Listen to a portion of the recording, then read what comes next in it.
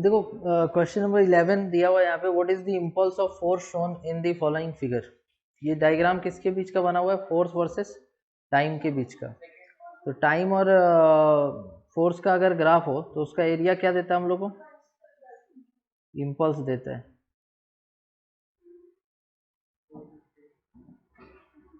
तो area of F T graph, area of F T graph will give you या तो change in momentum कह लो या फिर इम्पल्स कह लो। तो क्वेश्चन में मेरे से पूछा कि व्हाट इज द इम्पल्स, तो एरिया निकालो। यहाँ पे एरिया हो जाएगा हाफ इंटू बेस, 1 से लेके 10 तक कितना बेस होगा, और हाइट 100 है, तो ये हो जाएगा half into 9 into 100, 450 newton second. Next question देखो, नेक्स्ट क्वेश्चन दिया हुआ है कि rocket with its fuel has mass 200 kg, the exhaust velocity of fuel is 1.6 kilometre per second, the minimum rate of consumption of fuel so that the rocket may rise from the ground. जो minimum velocity होना चाहिए fuel consumption का वो कितना होना चाहिए ताकि rocket कम से कम जस्ट राइज करने की स्थिति में आ जाए। देखो अगर हम बात करें यहाँ पे रॉकेट प्रपल्शन का, तो पहले थोड़ा सा उसका तुम समझ लो कि कैसे होता है वो, ठीक है। रॉकेट प्रपल्शन अगर हम बात करें तो रॉकेट में जो इस क्वेश्चन में काम आएगा तुमको वो इतना आएगा कि पहले तुमको समझना पड़ेगा कि ये रॉकेट राइज करेगा क्यों। सबसे पहली बात, इसका वेट किधर लगेगा, तो जैसे इसका वेट लग रहा है नीचे की तरफ mg, तो अगर हम इसको ओवरकम करेंगे तभी तो ऊपर उठेगा। मतलब जो गैस निकलेगा ना इससे, वो गैस क्या करेगा, नीचे की तरफ इसको ऐसे गैस एक वेलोसिटी देगा अपना, तो उसके चलते ऊपर इसको थ्रस्ट फोर्स मिलेगा। तुमको पता है कि force equal to change in momentum by time. तो अगर कहीं भी मोमेंटम चेंज होगा तो टाइम के रेस्पेक्ट में फोर्स मिलेगा मेरे को। क्या रॉकेट का जो मास mg है वो कांस्टेंट है? रॉकेट में दो चीज है, एक उसका फ्यूल और एक उसका अपना मास। रॉकेट का फ्यूल तो है ही और उसका अपना मास भी है, तो धीरे धीरे रॉकेट का फ्यूल जो है वो बर्न होगा और खत्म होगा, ठीक। तो कुछ मास यहां पर डिक्रीज होगा। नहीं समझ में आ रहा है? रॉकेट का फ्यूल है, उसका अपना कुछ मास है और रॉकेट का अपना मास है, तो कौन धीरे धीरे बर्न होगा, फ्यूल बर्न होगा। तो वहां पर तुमको मिलेगा dm/dt। dm/dt का मतलब rate of change of mass with respect to time, और वो कॉज करेगा चेंज इन मोमेंटम, जिसके चलते हमको मिलेगा थ्रस्ट फोर्स। तो नेट फोर्स कितना होगा जो रॉकेट को फील होगा, नेट फोर्स हो जाएगा तुम्हारा थ्रस्ट फोर्स माइनस वेट। अगर ये थ्रस्ट कम है वेट से तो ऊपर जा पाएगा? दैट मीन्स कि ऊपर जाने का कंडीशन क्या होगा, ऊपर जाने का कंडीशन क्या होगा, ऊपर जाने का कंडीशन होगा कि जो थ्रस्ट फोर्स है वो जस्ट उठने का कंडीशन क्या होगा, ग्रेटर देन इक्वल टू। इतना समझ में आया? ये जो थ्रस्ट फोर्स है हम इसको लिखते हैं u relative velocity minus rate of change of burn of the fuel with respect to time greater than equal to. ये समझ में आया? एक्चुअल में मास इनटू वेलोसिटी मोमेंटम ही होता है ना, तो ये मोमेंटम का ही चेंज है विद रेस्पेक्ट टू टाइम। और वो अभी तुमको बताया कि ये मोमेंटम का चेंज मिल रहा है रॉकेट के फ्यूल के बर्न होने से, जो क्या कॉज कर रहा है, dm/dt। तो ये हो गया तुम्हारा जैसे मास इनटू वेलोसिटी तुम लिखते हो, अब इसको डिफरेंशिएट करो तो ये v बाहर आ जाएगा तो क्या बचेगा, तो ये v एक्चुअल में कौन सा वेलोसिटी है, रिलेटिव वेलोसिटी। क्योंकि देखो रॉकेट ऊपर जाएगा और फ्यूल निकलेगा बाहर।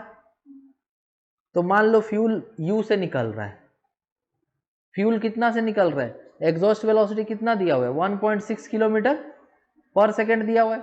तो रॉकेट का जो वेलोसिटी अभी है वो कितना है, 0 है। क्यों 0 है, क्योंकि हमको जस्ट उसको उठाना है।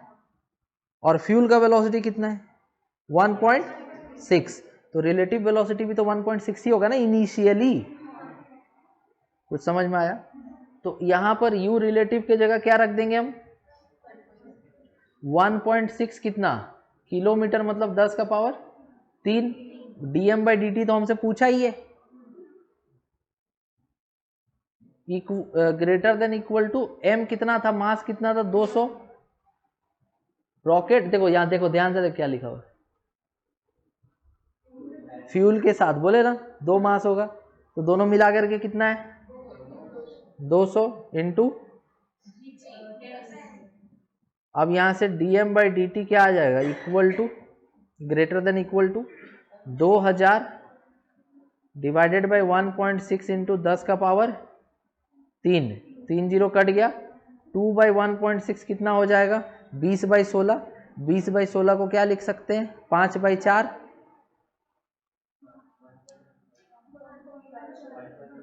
20/16, तो 4 इंटू 5, 4 इंटू 6, तो 5/4 क्या हो जाएगा, सेकेंड ऑप्शन आ रहा है, फर्स्ट ऑप्शन आ रहा है क्या, 1.25 kg पर second.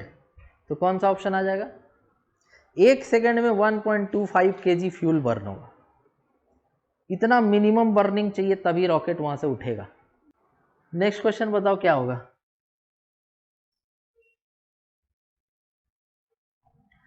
A rough vertical board has a horizontal acceleration a, ये बोर्ड है, इसका एक्सेलरेशन a ऐसे दिया हो, so that a 2 kg block pressing against it does not fall.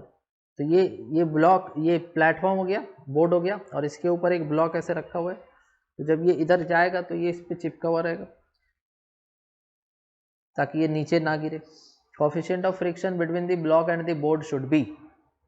तो ये क्वेश्चन हम लोग इस तरह का कल किए थे, पिछले लेक्चर में इसका क्वेश्चन हम लोगों ने किया था।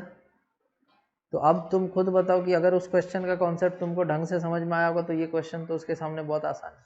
देखो सबसे पहले तुम ऐसा सोचो कि एक तरह का ऐसा बोर्ड है और वो किधर जा रहा है, इधर जा रहा है। तो अगर ये इधर जा रहा है और हम यहाँ से मोशन को देख रहे हैं इसके ऊपर से, तो ये ब्लॉक एक कैसा फ्रेम में रखा हुआ है, नॉन इनर्शियल फ्रेम, क्योंकि जहाँ से हम देख रहे हैं उसका एक्सेलरेशन है। तो जो बोर्ड है उसका एक्सेलरेशन किधर, इधर, तो ब्लॉक पे सूडो फोर्स किस तरफ लगेगा, उसके ऑपोजिट में लगेगा। तो ब्लॉक पे सूडो फोर्स ऐसे लगेगा m इंटू ए, जिसके चलते ये जा करके इस बोर्ड पे दबेगा, तो बोर्ड इसको एक नॉर्मल फोर्स प्रोवाइड करेगा क्या, ऐसे, और वेट किधर लगेगा इसका, नीचे। तो जो दोनों का कांटेक्ट सरफेस है उसमें फ्रिक्शन नहीं रहेगा तो रह पाएगा वो, कल ही तो पढ़ाए थे, नीचे गिर जाएगा ना, तो फ्रिक्शन कैसे लगेगा। इतना समझ में आया। अगर इक्विलिब्रियम कंडीशन चाहिए ब्लॉक का तो n इक्वल टू क्या होना चाहिए, विद रेस्पेक्ट टू इस बोर्ड के रेस्पेक्ट में ये ब्लॉक तो भाई रुका हुआ है ना, तो n इक्वल टू क्या होना चाहिए mg, और फ्रिक्शन इक्वल टू क्या होना चाहिए ma n mg, ठीक है। और फ्रिक्शन का वैल्यू अगर मान लो कम है और mg का वैल्यू ज़्यादा है तो रह पाएगा, दैट मीन्स कि फ्रिक्शन का value greater than equal to mg होना चाहिए। जो भी मैक्सिमम फ्रिक्शन वहां लग सकता है वो मैक्सिमम फ्रिक्शन का वैल्यू या तो ज़्यादा हो mg से या कम कम बोले बराबर हो, तभी तो रह पाएगा। अगर mg ज़्यादा हो गया फ्रिक्शन से तो क्या होगा, नीचे गिर जाएगा। क्या वो तुम चाहते हो क्वेश्चन के हिसाब से। तो फ्रिक्शन का वैल्यू क्या लिखते हैं, mu n greater than equal to mg। n का वैल्यू कितना लिखे इक्वेशन नंबर 1 में, ma greater than equal to mg। क्या कैंसिल हुआ, तो क्या बचा, a greater than equal to g by mu. अच्छा a दिया हुआ था, म्यू निकालना था, तो mu greater than equal to g by a. तो या तो कोफिशिएंट ऑफ फ्रिक्शन कम से कम G/A हो या उससे ज्यादा हो। कौन सा ऑप्शन होगा? First option. क्लियर है?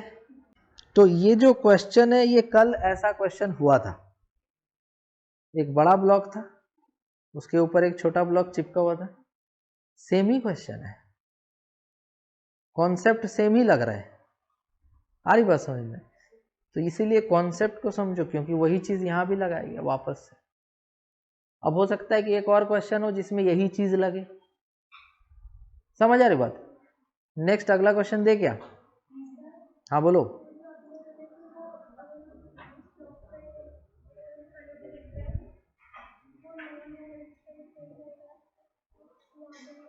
जैसे मान लो एक प्लेटफॉर्म है, ठीक। अब ये जो प्लेटफॉर्म है इससे हमको एक आदमी को देखना है, और ये जो प्लेटफॉर्म है ये मूव कर रहा है विथ रेस्पेक्ट टू कितना एक्सेलेरेशन से मूव कर रहा है? मान लो 2 मीटर पर सेकेंड स्क्वायर से। तो यहाँ से हम कोई भी मोशन देखेंगे तो हम एक तरह से एक्सेलरेटिंग फ्रेम से मोशन को ऑब्जर्व कर रहे हैं, तो उसको बोला जाता है नॉन इनर्शियल फ्रेम।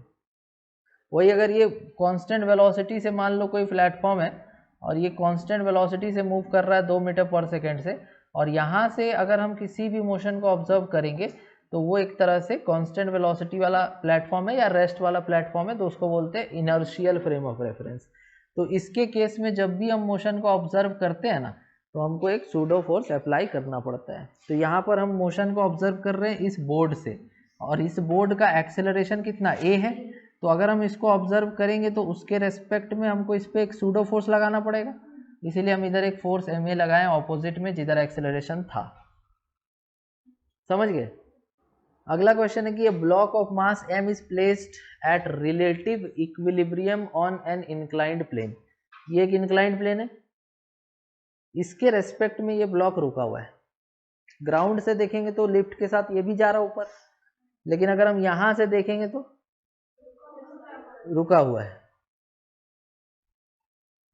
लिफ्ट खुद ऊपर कांस्टेंट वेलोसिटी v0 से जा रहा है। Coefficient if the friction coefficient is given as mu, बताओ instantaneous power supplied by friction, friction के द्वारा कितना पावर यहाँ पे सप्लाई किया जा रहा है। देखिए इसको अगर बनाना है तो ऐसे समझना होगा कि यहाँ पर जो ब्लॉक है उसका फ्री बॉडी डायग्राम कैसा होगा। तुमको सब कुछ कहाँ से देखना है? ग्राउंड से या लिफ्ट से? लिफ्ट से देखना है, क्योंकि ये जो दिया है ये किसके रेस्पेक्ट में दिया हुआ है?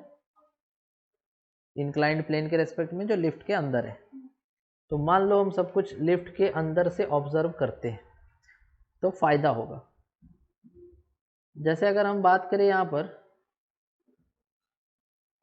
कि हम यहाँ से ऑब्जर्व कर रहे हैं, तो इस ब्लॉक का डायग्राम कुछ ऐसा होगा कि इस पे फोर्सेस लगेंगे। एक तो इसका वेट लगेगा नीचे, इस वेट का 2 पार्ट होता है, एक इधर और एक इधर, ये भी थीटा होता है। तो ये कितना आता है?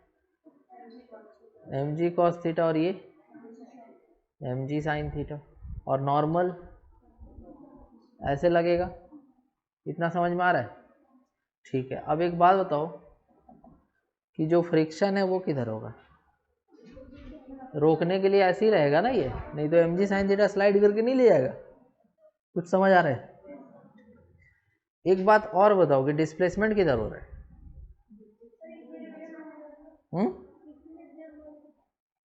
With respect to the lift वो इक्विलिब्रियम में है। अब अगर हम बात करें कि ग्राउंड के रेस्पेक्ट में वो कितना ऊपर गया है, तो कितना होगा? ऊपर किधर जाएगा? ग्राउंड के रेस्पेक्ट में किधर जाएगा वो ब्लॉक? जिधर लिफ्ट जा रहा है उधर ही जाएगा। किधर जा रहा लिफ्ट? तो मेरे पास 2 फोर्स है, एक फोर्स F और मेरे पास 2 डायरेक्शन है, एक फोर्स का डायरेक्शन और एक डिस्प्लेसमेंट का डायरेक्शन या फिर वेलोसिटी का डायरेक्शन। वेलोसिटी तो ऊपर ही है ना ब्लॉक का, लिफ्ट के साथ ब्लॉक कैसे जाएगा? ऐसे ही जाएगा ना। तो फ्रिक्शन ऐसे लगा, ब्लॉक का वेलोसिटी ऐसे है, ये एंगल कितना है? देखो हम तुमसे कौन सा एंगल पूछ रहे? ये वाला। क्या ये एंगल और ये एंगल, दोनों एंगल कितना हुआ? थीटा। देखो ना वर्टिकली ऑपोजिट एंगल, तो ये कितना हुआ? तो फोर्स का और वेलोसिटी का जो डायरेक्शन है उसके बीच में कितना एंगल हुआ?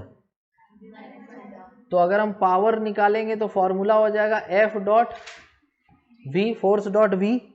फोर्स डॉट वी को क्या लिख सकते हैं? एफ वी कॉस कितना एंगल, तो ये कितना आ रहा है? F V cos 90 minus theta क्या होता है? Sine theta. क्या फ्रिक्शन और mg साइन थीटा बराबर होगा? तभी तो रुका रहेगा लिफ्ट के साथ। तो फ्रिक्शन की जगह क्या हो गया? mg sine theta into V into sine theta. तो कौन सा आंसर आ गया मेरा? mg v साइन, v मतलब वही v नॉट है, तो mg v साइन स्क्वायर। कौन सा ऑप्शन हो जाएगा? Second option. समझ में आया? अच्छा, ये फ्रिक्शन mg साइन थीटा के बराबर क्यों लिखे, म्यू n के बराबर क्यों नहीं लिखे? क्योंकि ये स्टैटिक कंडीशन है respect to the lift. Lift के रेस्पेक्ट में कैसा कंडीशन है ब्लॉक का? तो स्टैटिक फ्रिक्शन तो फोर्स अप्लाइड के बराबर होता है ना, इसीलिए फ्रिक्शन को mg साइन थीटा लिख दिया हम। तो फ्रिक्शन को mg साइन थीटा लिख दिए, वेलोसिटी v नॉट था और फॉर्मूला लगाए f डॉट v, जिसमें कि दोनों के बीच का एंगल 90 माइनस थीटा है, तो cos 90 minus theta sine theta, तो ये हो गया F V sine theta. Friction के जगह mg sine theta, mg v sine square theta. Final answer second. Done. Next question है कि calculate the maximum acceleration of capital M for which all the bodies move together considering smooth surface everywhere. तो यहाँ पे तुमको friction बोला नहीं लेना है, सब जगह स्मूथ सरफेस लेना है, या 3 मास, एक कैपिटल एक M, एक स्मॉल m1, दूसरा स्मॉल m2। तो तुमसे क्या पूछा है कि मैक्सिमम एक्सेलरेशन कैपिटल M का, बड़ा ब्लॉक का मैक्सिमम एक्सेलरेशन कितना होगा, ठीक है, कि सब का सब एक साथ मूव करे, मतलब पूरा सिस्टम एक साथ एक्सेलरेशन से चले। बताओ।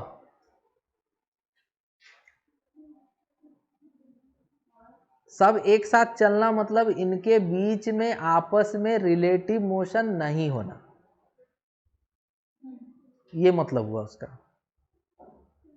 अगर मान लो कि इसके और इसके बीच में मोशन होगा तो ये ब्लॉक आगे पीछे जाएगा, वो नहीं होना चाहिए, ऐसा बोल रहा हूं। जितना एक्सेलरेशन से ये चले उतना ही सही है, उतना ही सही है, सब एक साथ चले। तीनों का डायग्राम तुम एकदम अलग कर दो पहले, ऐसे 3 का जरूरत तो नहीं पड़ेगा, 2 से ही हो जाएगा। तुम M1 और M2 का डायग्राम केवल बनाओ, हाँ, उसके बाद सोचो क्या करना है। देखो हम इसको कितना आसानी से बनाएंगे। देखो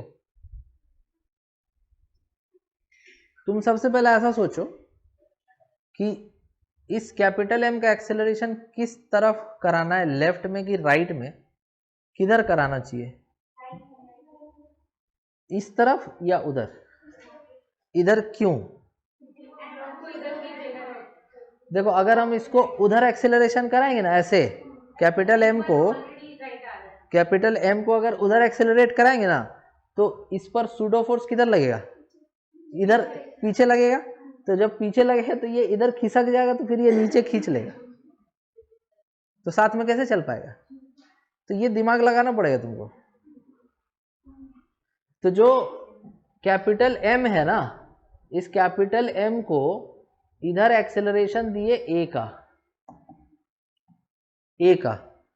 अब छोटा M1 पे सूडो फोर्स किस तरफ लगेगा?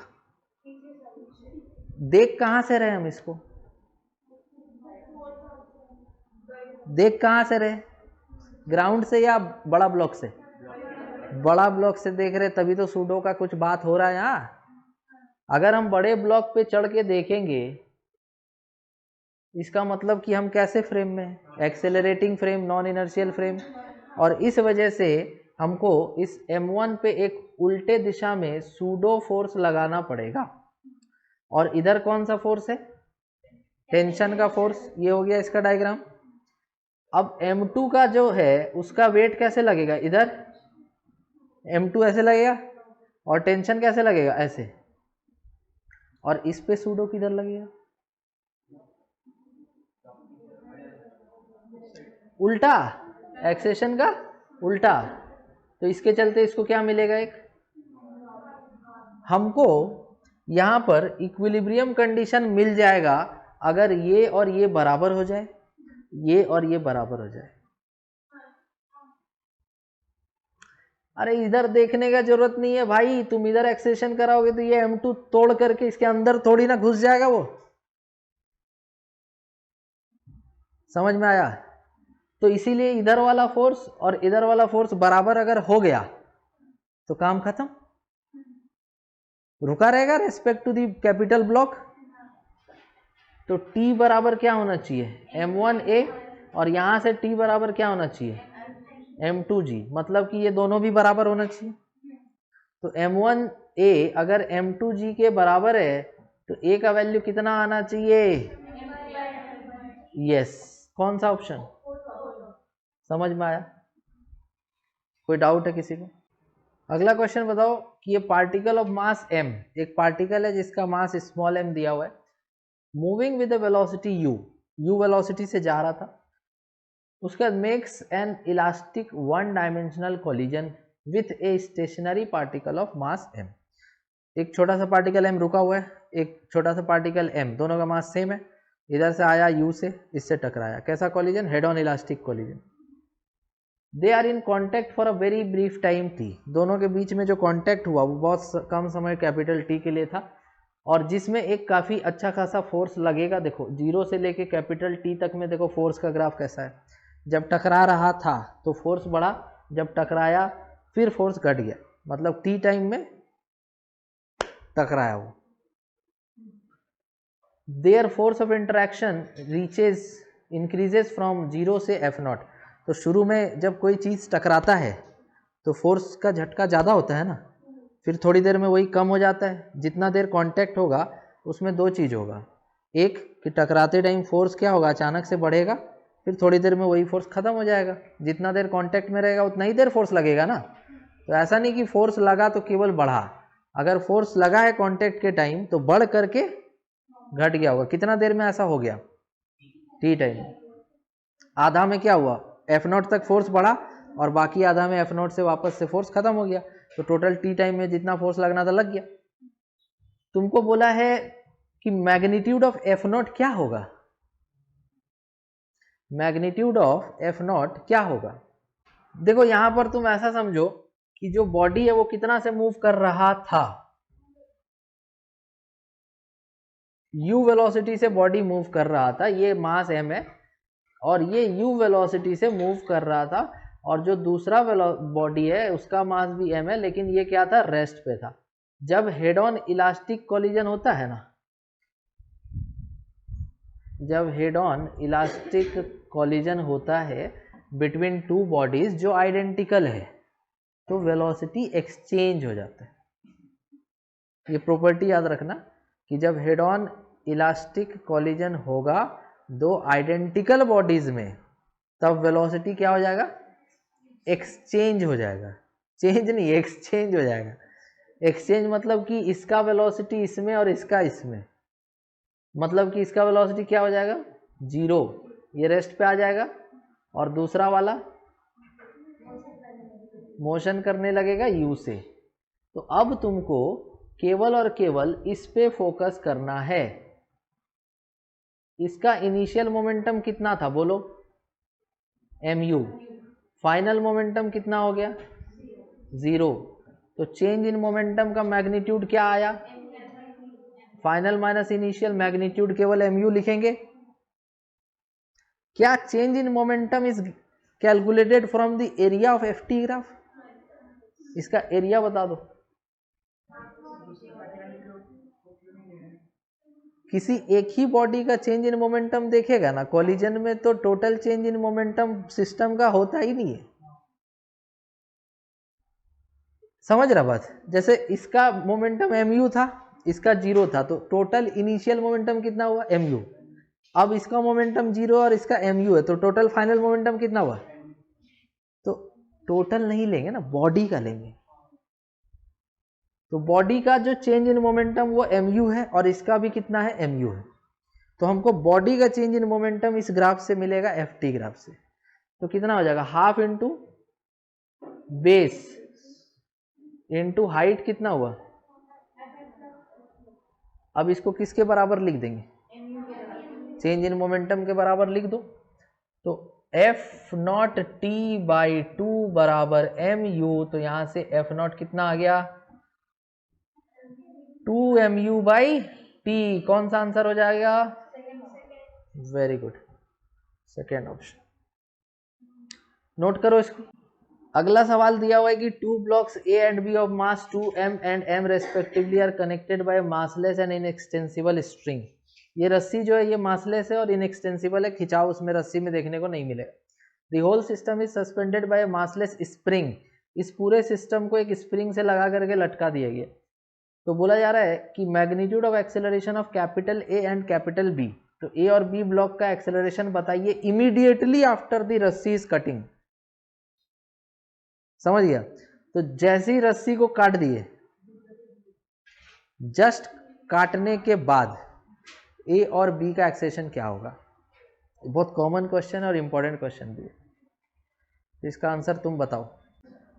देखो इस क्वेश्चन में तुमको ऐसा समझना है कि जब रस्सी को काटेंगे तो इतना तो पक्का है कि बी एकदम फ्री फॉल करेगा। तो बी एकदम फ्री फॉल करेगा तो या तो सेकेंड या थर्ड ऑप्शन होगा। ठीक है?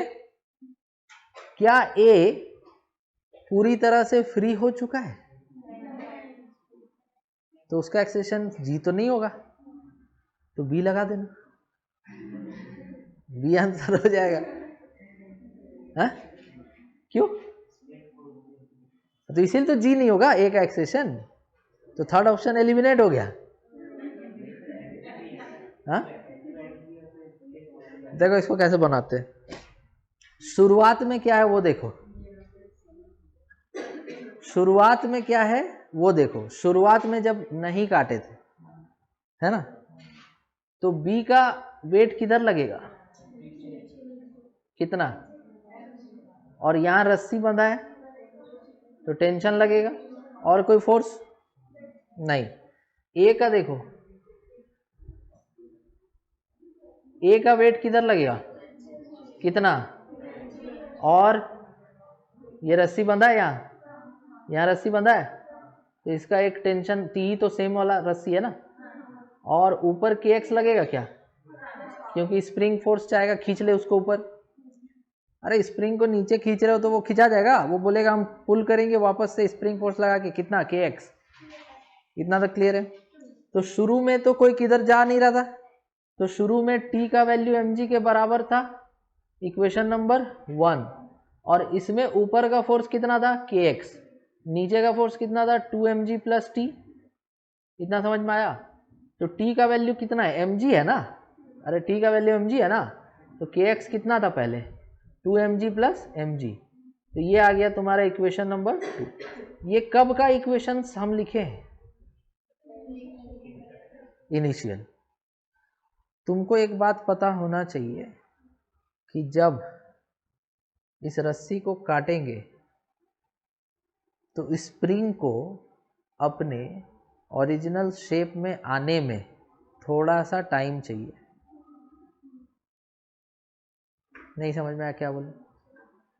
जो स्प्रिंग है वो खिंचा हुआ है, नीचे से वजन कम कर दिए काट के रस्सी, तो स्प्रिंग क्या पहले से एकदम रेडी है कि यार जैसी रस्सी काटेगा एकदम वैसे ही हम अपना शेप को रीगेन कर लेंगे? उसको थोड़ा सा समय चाहिए। और क्वेश्चन में एक वर्ड यूज हुआ है, इमीडिएटली। इसका मतलब कि स्प्रिंग को अपना स्प्रिंग फोर्स कम करके शेप को चेंज करने का टाइम ही नहीं देना है। दैट मीन्स कि जो बी है उसका डायग्राम कुछ ऐसा हो जाएगा, रस्सी कट गया तो टेंशन लगेगा नहीं, ये बी का डायग्राम हो गया। ए का डायग्राम देखो, वेट कितना लग रहा था और टेंशन भी लग रहा था, लेकिन अब टेंशन लगेगा नहीं। स्प्रिंग फोर्स पहले कितना था? kx, और अभी भी कितना होगा? समझ में आया? क्यों होगा? रीजन बता दिए हम, क्योंकि उसको उतना टाइम नहीं मिलेगा कि अपने स्प्रिंग फोर्स को एडजस्ट करे, क्योंकि इमीडिएट बात करना है। तो यहाँ पर तो नेट फोर्स mg है, तो mg है तो एक्सेलरेशन ऑफ b तो हो जाएगा नेट फोर्स बाय मास, तो कितना आ जाएगा? अरे इसका मास m है ना, इसका मास कितना है 2m, तो नेट फोर्स बाय मास, तो b का एक्सेलरेशन कितना आ गया g के बराबर। अब तुम हमको इसमें बताओ कि नेट फोर्स कितना है। देखो नीचे कितना फोर्स लग रहा है 2mg, और kx हम पहले से निकाल के बैठे थे इसीलिए कितना 3mg। अब एक बात बताओ कौन ज्यादा है 3mg या mg? 3mg ज्यादा या 2mg ज्यादा है? तो नेट फोर्स ऊपर होगा कि नीचे होगा? तो इस बी ए का एक्सेलरेशन ऊपर होगा या नीचे? तो नेट फोर्स ऑफ ए बता दो पहले। नेट फोर्स ऑफ ए हो जाएगा कितना? नेट फोर्स ऑफ ए हो जाएगा 3mg माइनस 2mg, कितना mg। और नेट फोर्स क्या होता है mass into acceleration of A equal to mg। तो यहां से ए कितना आ गया किधर की तरफ, और इसमें कौन सा आंसर होगा? हम तो पहले ही बोले थे सेकेंड ऑप्शन हो जाएगा इसमें। समझ में आया? तो इसीलिए देखना कि तुम हमेशा देखा होगा कि तुम ऐसा फील करो कि तुमको ऐसा होगा, देखो जैसे ही इसको काटोगे ना ये तो फट से नीचे गिर जाएगा, लेकिन तुमको थोड़ी देर बाद इसमें एक ऐसा झटका मिलेगा। देखा है कभी ऐसा फील हुआ है? नहीं हुआ तो करके देख लेना। एक स्प्रिंग ले लेना, उसके नीचे एक ब्लॉक रख देना थोड़ा वजन का, फिर एक रस्सी बांध करके दूसरा रख देना, और रस्सी को जैसे ही काटोगे ना बी तो एकदम नीचे चल जाएगा, लेकिन ए जो है ना थोड़ा सा झटका ऊपर ऐसे फील करेगा, लेकिन वो तुरंत नहीं होगा। ठीक है, वो तुमको सॉरी जैसी रस्सी काटोगे वैसी ही होगा, फिर वो वापस से क्या हो जाएगा, अरे वेट नीचे खींच के स्प्रिंग को ले जाएगा। जैसी रस्सी काटोगे ऐसे झटका लगेगा उसको, और फिर ग्रेविटी का वेट 2mg था तो वो kx को एडजस्ट होने का टाइम मिल जाएगा। क्वेश्चन है कि ये मैन ऑफ मास m, देखो एक आदमी है यहाँ पे, ये आदमी इस रस्सी को पकड़ के ऊपर चढ़ना चाहता है, इस आदमी का मास m है, और कितना मासलेस रोप है, अच्छा ठीक है, कितना से ऊपर जा रहा आदमी g/2 से। कांटेक्ट फोर्स बताना तुमको ब्लॉक और ग्राउंड के बीच में कितना लग रहा होगा। देखो क्वेश्चन में बोल रहे कि mass of man m climbs up along a massless rope with acceleration g/2, the force of contact between the block and the ground। पहले तुम क्या करो कि आदमी का फ्री बॉडी डायग्राम ड्रॉ करो। देखो देखो देखो आदमी का फ्री बॉडी डायग्राम ड्रॉ करो, तो इसका वेट कितना लगेगा mg, और रस्सी जो पकड़ा हुआ है उस पर टेंशन कितना लगेगा t, और एक्सेलरेशन इसका किधर हो रहा है ऊपर, कितना से। अगर इस क्वेश्चन में मेरे को ब्लॉक और रस्सी ब्लॉक और ग्राउंड के बीच का कांटेक्ट फोर्स पूछ रहा है, दैट मीन्स हम ऐसा मान के चल रहे हैं कि ब्लॉक उठा नहीं है। अरे अगर ब्लॉक उठ जाए तो कांटेक्ट फोर्स होगा क्या? अरे कांटेक्ट में जब रहेगा ही नहीं तो कांटेक्ट फोर्स क्या होगा? तो ब्लॉक अगर उठ जाएगा तो कांटेक्ट फोर्स क्या हो जाएगा, जीरो। तो कोई ऑप्शन में तो जीरो दिख भी नहीं रहा है, तो हम ऐसा मान के चलते हैं कि जो ब्लॉक है वो अभी भी कांटेक्ट में है, तो उसका एक्सेशन होगा नहीं होगा। तो ब्लॉक का फ्री बॉडी डायग्राम जब बनाओगे तो ऐसा दिखाई देगा। कितना वेट है इसका 3mg, नॉर्मल कितना लगेगा n, और रस्सी यहाँ से यहाँ तक जुड़ा हुआ है तो टेंशन कितना लगेगा t। इसका एक्सेशन होगा, तो हम ऐसा लिख सकते हैं कि t प्लस n बराबर 3mg, तो n equal to 3mg minus t। और इस इक्वेशन को देखो, इस इक्वेशन को, यहाँ नेट फोर्स कितना है t minus mg equal to mass into acceleration कितना है g/2, तो यहाँ से t कितना आ जाएगा 3mg/2 आ जाएगा, तो इसको यहाँ रख दो, तो n equal to 3mg minus t, 3mg minus t, t कितना निकाले पहला इक्वेशन से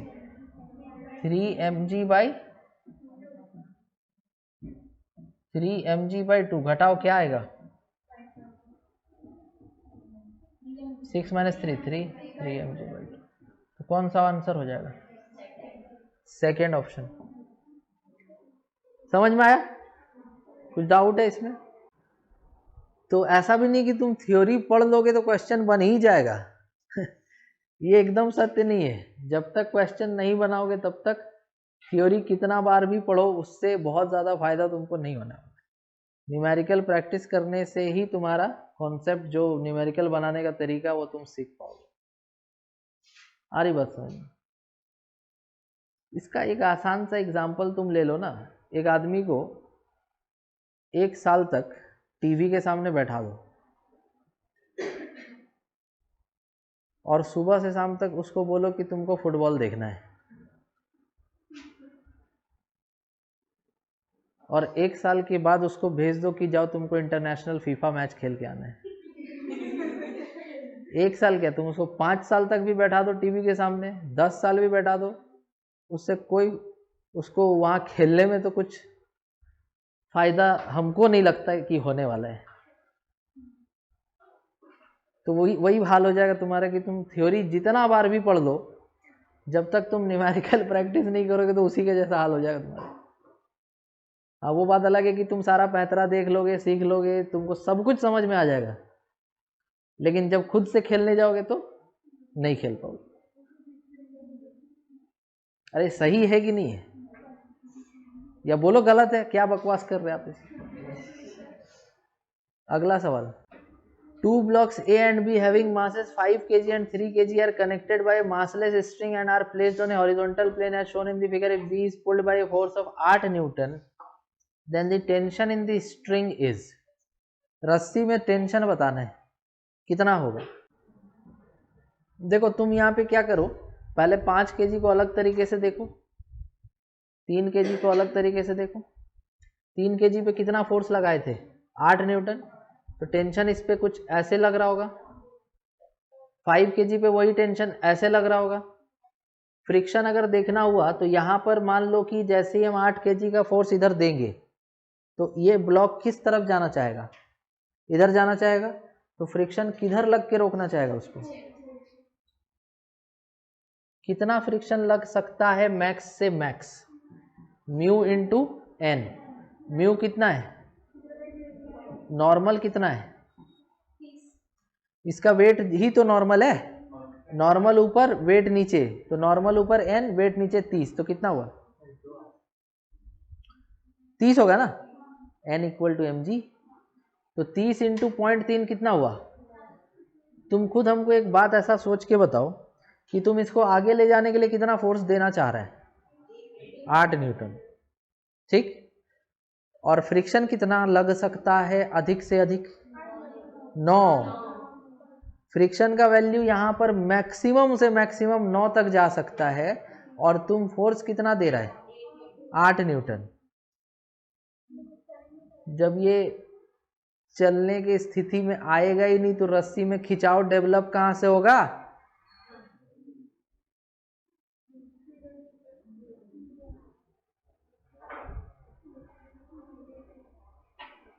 समझ नहीं रहा बात तुम ये ब्लॉक है, इस ब्लॉक को 8 न्यूटन से खींचा, फ्रिक्शन ऑपोजिट में अधिक से अधिक 9 तक जा सकता है, जरूरत पड़ने पे जा सकता है ना। क्या अभी 9 का जरूरत है, कितना फोर्स दिए हैं, तो फ्रिक्शन जो है उसका कैपेबिलिटी तो 9 तक है ना। जब तक तुम यहाँ पे 9 से ज्यादा फोर्स नहीं दोगे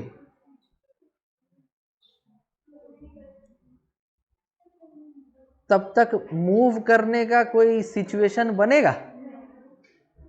तो मूव करने का सिचुएशन जब बनेगा ही नहीं, तो 2 ब्लॉक को रस्सी से केवल बांध के रख दिया है तो उसमें टेंशन डेवलप हो जाएगा।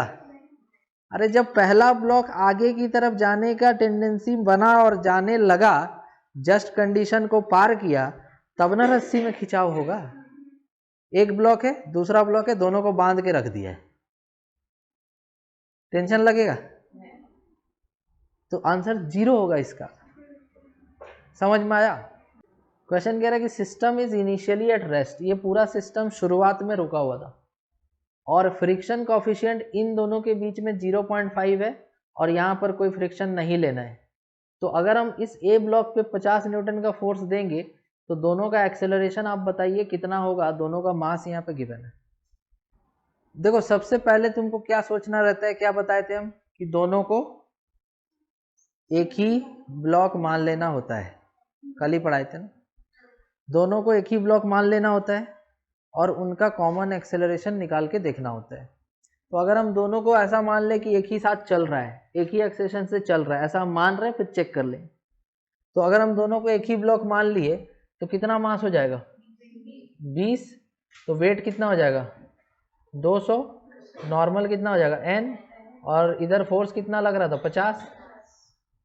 यहाँ तो फ्रिक्शन नहीं है ना, यहाँ तो फ्रिक्शन नहीं है ना, इन दोनों के ब्लॉक के बीच में है, लेकिन हम तो दोनों को एक ही ब्लॉक माने हैं और दोनों सेम एक्सेलरेशन a से आगे की तरफ जा रहा है। तो a का वैल्यू कितना होगा, ये कॉमन एक्सेलरेशन, कॉमन एक्सेलरेशन कितना हो जाएगा नेट फोर्स बाई नेट मास। तो नेट फोर्स बाई नेट मास तो कितना आ जाएगा 2.5 मीटर पर सेकेंड स्क्वायर आ जाएगा। अगर दोनों एक साथ चलेगा तो इतना एक्सेलरेशन होगा दोनों का, लेकिन हमेशा ऐसा नहीं होता है कि दोनों एक साथ चले। बहुत बार ऐसा कंडीशन भी आ जाता है कि दोनों के बीच में रिलेटिव स्लाइडिंग हो जाता है। तो अब हम क्या करते हैं, दोनों को अलग अलग भी देख लेते हैं। तो जैसे A का फोर्स कितना है 50, तो अगर हम A को आगे खींचेंगे तो ये आगे जाएगा, तो A अगर आगे जाएगा तो यहाँ फ्रिक्शन कैसे लगेगा पीछे, वही फ्रिक्शन B पे इक्वल ऑपोजिट आगे लगना चाहिए। समझ आ रहा बात। तो B को एक्सेलरेशन कौन करा रहा है फ्रिक्शन, और जिसका मैक्सिमम वैल्यू अगर पूछा जाए तो कितना होगा म्यू n। कौन सा म्यू n, कौन सा n, कौन सा n, कौन सा नॉर्मल, B का नॉर्मल नहीं, फ्रिक्शन किसके नीचे है A के नीचे या B के नीचे, तो A का नॉर्मल लेंगे ना। तो A का नॉर्मल यहाँ पे देखो कैसे लेंगे, यहाँ कितना वेट होगा A का 100 और नॉर्मल ऐसे, तो जो फ्रिक्शन का मैक्सिमम वैल्यू आएगा वो आएगा म्यू n। समझ गए, म्यू कितना दिया हुआ है 0.5 और n कितना है 100, तो कितना आया 50 न्यूटन आया। तो ये आया मेरा फ्रिक्शन का मैक्सिमम वैल्यू। तो अगर फ्रिक्शन का मैक्सिमम वैल्यू 50 है तो यहाँ पर ये 50 जो आया है ये किसको एक्सेलरेशन देगा B को। तो B का एक्सेलरेशन निकालने के लिए mass of B into acceleration of B, तो एक्सेलरेशन ऑफ B कितना आ गया बोलो तो 5 आया क्या। अब एक बात बताओ, क्या यहाँ पर कॉमन एक्सेलरेशन मैक्सिमम एक्सेलरेशन से ज्यादा है क्या, तो दोनों साथ में ही चलेगा ना यार, कल ही तो पढ़ाए थे। कॉपी दे बताते।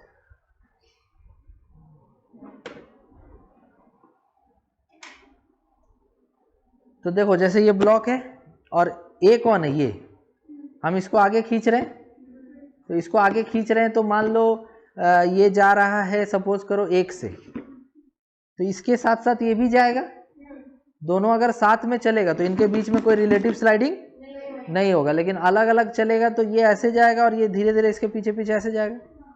तो ये अलग अलग कब चलता है, जब वो वैल्यू कम हो और ये वैल्यू कितना है 2.5 और वो वैल्यू कितना है 5। तो स्लाइडिंग के लिए क्या होना चाहिए, for sliding between these blocks, for sliding of B with respect to A, for sliding of B with respect to A, common acceleration must be greater than the maximum acceleration of, है क्या, तो क्या answer हो जाएगा, दोनों का acceleration 2.5 metre पर second square. कल भी ऐसा क्वेश्चन कराए थे हम पिछले क्लास में, ठीक है। देखो हम बना रहे हैं blocks A and B, A और B दो ब्लॉक्स है कनेक्टेड बाय नेग्लिजिबल वेट। ये जो रॉड है इसका वेट नहीं लेना है, इसका मास है A का मास है 170, B का मास भी 170। यहाँ वाला फ्रिक्शन है 0.2 कॉफिशिएंट, यहाँ वाला फ्रिक्शन कॉफिशिएंट है 0.4। तो बोल रहा है कि तुमको बताना है कि इस बार में टेंशन कितना होगा, इस रॉड में टेंशन कितना होगा। तो सबसे पहले हम यहाँ पर करने वाले हैं, देखो क्या करने वाले हैं, ध्यान से देखना, एक बार में समझ में आ जाएगा, लेंथी है लेकिन आसान है। पहले तुम A का फ्री बॉडी डायग्राम बनाओ, तो बताओ क्या क्या फोर्स लगेगा, डाउनवर्ड में क्या फोर्स लगेगा, ये जो ए है, ए पे बात हो रहा है, तो इधर लगेगा mg जिसका दो पार्ट होगा, एक इस तरफ जो कितना होगा mg साइन थीटा, और एक इस तरफ जो क्या होता है mg कॉस थीटा। रॉड में टेंशन ऐसे लगेगा ना, अरे रॉड मतलब एक रस्सी मानो ना, उसको रस्सी है वो, तो रॉड में टेंशन ऐसे लगेगा, समझ गए। उसके बाद दूसरा जो नॉर्मल फोर्स होगा ऐसे होगा, तो इसको मान लो एन ए। क्लियर है यहाँ तक? कोई डाउट है तो बोलो। फ्रिक्शन कैसे लगेगा, ए किधर जाना चाहेगा, बी खींच लेगा ऊपर, उल्टा हो जाएगा क्या, इधर जाएगा ना, तो इसीलिए टेंशन ऐसे लगे, फ्रिक्शन ऐसे लगेगा। इतना समझ में आया? अब इसमें से जो जो वैल्यू दिया है उसको पुट करते हैं। सबसे पहले तो तुम टेन थीटा 8/15 दिया हुआ है। टेन थीटा का मतलब क्या होता है, परपेंडिकुलर बाई, तो 8/15 ये हो गया perpendicular by base tan theta. Hypotenuse कैसे निकालेंगे, 15 का स्क्वायर 225 और 8 का स्क्वायर 64। 225 प्लस 64 कितना हुआ 289 का रूट 17, तो हाइपोटेनस कितना हो गया 17। तो यहाँ से तुमको कॉस थीटा कितना मिला बताओ तो, 15/17 बेस बाई हाइपोटेनस, और साइन थीटा कितना मिला परपेंडिकुलर बाई हाइपोटेनस। इतना समझ में आया? वो इसलिए निकाल लिए क्योंकि यहाँ यूज होगा ना। ठीक है, अब देखो फ्रिक्शन का जो मैक्सिमम वैल्यू होता है वो यहाँ पे कितना होगा, फ्रिक्शन का मैक्सिमम वैल्यू म्यू एन होगा, तो म्यू इंटू एन, समझ आ रहा बात, म्यू इंटू एन। तो म्यू कितना है यहाँ, ए वाला म्यू कितना 0.2 और एन इसके बराबर है m g cos theta. M कितना है 170 इंटू जी कितना ले लेंगे 10, और कॉस थीटा कितना है 15/17, तो 17 से कितना बार में कट गया 10 बार में। इसका एक डेसिमल किससे कट गया, इससे, तो 2 इंटू 15 30 इंटू 10 कितना हो गया 300। तो फ्रिक्शन यहाँ पे कितना आया 300, मैक्सिमम फ्रिक्शन कितना आया 300। एम जी साइन थीटा कितना होगा 170 इंटू 10 इंटू साइन थीटा कितना, एम जी साइन थीटा 800 आया क्या, तो 800 आया। अब ये जो 800 का एम जी साइन थीटा है ये 300 वाला रोक लेगा क्या, तो एक्सेलेरेशन होने का चांस किधर बना, तो इस ब्लॉक का एक्सेलेरेशन ऐसे हुआ। इतना क्लियर है तो बताओ, किसी को कोई डाउट है यहाँ तक? चलो अब एक काम करो, इक्वेशन लिखो। इधर का फोर्स कितना था 800, पीछे का फोर्स कितना था 300, और एक था टीवी तो है पीछे, इक्वल टू एम इंटू, इतना क्लियर है तो बताओ। अब यही काम फिर से करना है, लेकिन किसके लिए करना है, बी के लिए। तो बी का डायग्राम जब बनाओगे तो इधर लगेगा एम जी साइन थीटा, इधर लगेगा एम जी कॉस थीटा, इधर लगेगा फ्रिक्शन, इधर लगेगा नॉर्मल। फिर से एम का वैल्यू वही है 170, तो एम जी साइन थीटा अभी भी कितना होगा 170 into 10 into sine theta. M g sine theta अभी भी कितना होगा, एक फोर्स और लगेगा, कौन सा, अरे यहाँ पे बंधा है ना, यहाँ पे टेंशन ऐसे लगे ना। इतना समझ में आया ना? अच्छा म्यू एन अलग होगा, यहाँ फ्रिक्शन निकाल लो। फ्रिक्शन का वैल्यू क्या होगा म्यू एन, म्यू कितना दिया हुआ है 0.4 इंटू एन का वैल्यू कितना है एम जी कॉस थीटा, तो एम जी कॉस थीटा कितना 15/17। क्या अंतर है इसमें और इसमें, क्या अंतर है, 0.2 की जगह क्या है 0.4, तो यहाँ फ्रिक्शन 600 होगा, समझ रहा है? तो यहाँ का फ्रिक्शन मैक्सिमम कितना हो सकता है 600, इधर कितना हुआ 800, टेंशन टी। इसका एक्सेलेरेशन किस तरफ होगा, इधर ही होगा ना, एक ही तरफ जाएगा ना। अब इसका तुम बताओ इक्वेशन क्या लिखोगे, इधर का फोर्स 800, इधर का फोर्स टी, पीछे का फोर्स 600 बराबर मास इसका भी 170 इंटू एक्सेलरेशन। बोलो क्लियर हुआ? तो इक्वेशन 1 और 2 को जब हम ऐड करेंगे तो प्लस टी और माइनस टी कट जाएगा। 800 माइनस 300 500, 800 माइनस 600 800 माइनस 600 400, तो 800 माइनस 300 500, और 800 माइनस 600 200, तो वहाँ का 500 और यहाँ का 200 कितना हुआ 700 बराबर 170 प्लस 170, 2 इंटू 170। तो ए का वैल्यू कितना आ गया, हमको ए ही निकालना था ना, अच्छा टी निकालना था, ठीक है ना, कोई बात नहीं। तो 700 में एक जीरो कटा, 70 को 2 से काटेंगे तो 35/17 आएगा क्या? देखो एक जीरो यहां से यहां कट गया, 2 से 35 हो गया, 35/17, 17, ठीक है। नहीं नहीं क्यों काटना है, इतना आया बोलो। अब ए का वैल्यू इसमें रख देते हैं या इसमें रख दो, इसी में रखते हैं। तो ए का वैल्यू इसमें रख देते हैं। तो जब हम ए का वैल्यू इसमें रख देंगे,